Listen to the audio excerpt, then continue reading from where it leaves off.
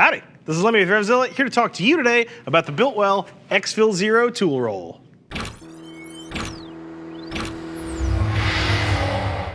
You should be checking out an EXFIL Zero tool roll if you need a place to keep your tools on your motorcycle. This is a reasonably universal piece. As long as you can find some way to affix this to your motorcycle, you should be able to use it on your bike. Now, for those of you who are familiar with Biltwell, you know they do have a line of luggage called EXFIL, and EXFIL is short for exfiltrate. That's military slang for get the hell out of Dodge.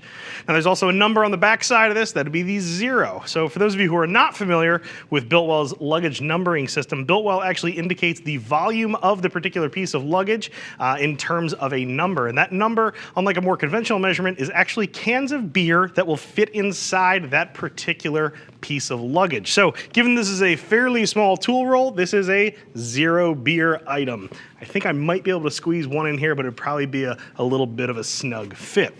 So when we're looking at this particular piece of luggage, fairly basic, fairly standard. Look at the outside of this. We're checking out a 600D polyester shell here. It's pretty tough. This should hold up pretty well relative to other tool rolls on the market. I think it's very standard there. If we check out the closure on here, hook and loop, and you'll notice there's actually several different loops on here to accommodate either shrinking or expanding tool rolls, depending on what it is that you're throwing inside of here.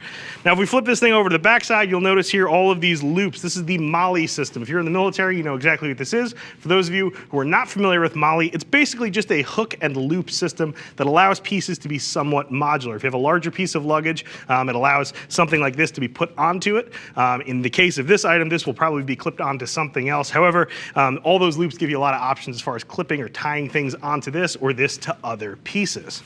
So let's open this puppy up. We'll show you the guts inside of here. We'll open that hook and loop closure. Here's what we're working with here. We've got 3 distinct sections in here. Over here, you can see we have elastic pockets. These are going to be primarily for those of you who are trying to schlep some sockets along with you. Perfect for holding those items. Over here in the center panel, we flip this up. Again, tool pockets here. These are not elasticated, so we're going to have, obviously larger items probably sliding in here perfectly for your screwdrivers, wrenches, etc.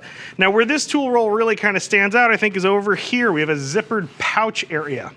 Now, that's not necessarily unique to the EXFIL Zero. However, I think those of you who have ever used another brand of tool pouch will understand that this is a fairly large sort of pouch on here. You'll notice there's actually gussets in here. They made this thing fairly large and fairly expandable.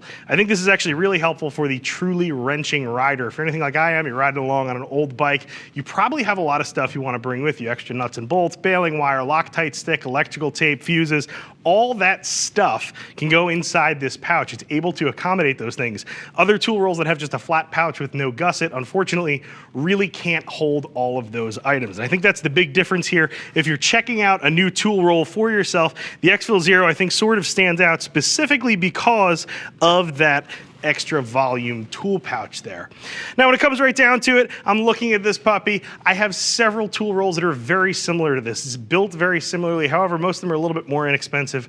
Most of them are also built in the USA. However, that's just one guy's opinion. Don't take my word for it. Read some comments. Check out some reviews from some other riders who are rocking an EXFIL Zero on their rig. If you've still got questions about the EXFIL Zero or just other moto-related questions, feel free to get in touch with us. You can get a very friendly gear geek on the horn, 877-792-9455. Of course, you can also reach one by email as well, cs@revzilla.com. I'm Lem. I'm out of here.